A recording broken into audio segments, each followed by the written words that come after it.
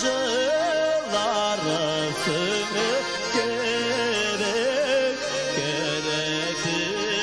kuşumu şılanığa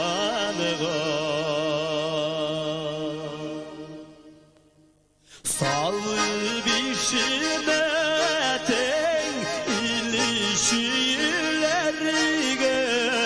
ile gelşi unarsın yine de tügeninine yatıları olğun diye sen jılarsın yine de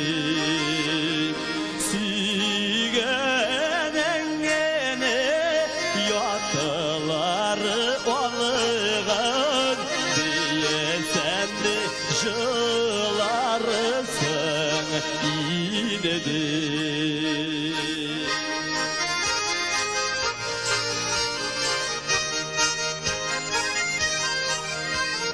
o gidillerin parakodu karşı bara ağımda değerikeyin sarıga yarısın bu kaderini sağınma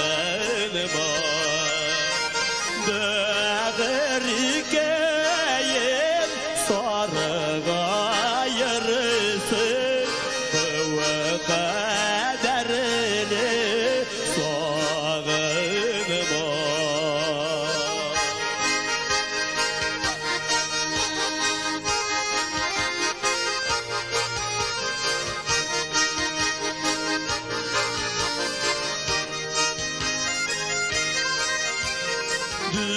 dünyada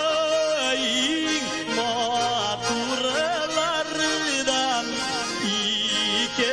ikenlerse var diler. Mene şunun birisi nerse dep öylesin sen Alfred dostum.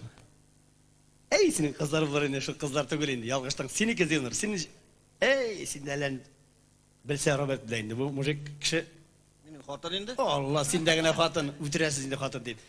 Nöbetine şu an şimdi Özbek bilsen sen bilirsin de. Mene dünyada en matur evlerinin birisi nerse? Allah hazır kursettin seni bir gerek. O şartlı bulamını. Arbuz. Arbuz deyken. Yok. Mene şu ebiden sorsan ebid toş neydi? Min de şulay deyip ulayım. Bu öyle gitler. Dünya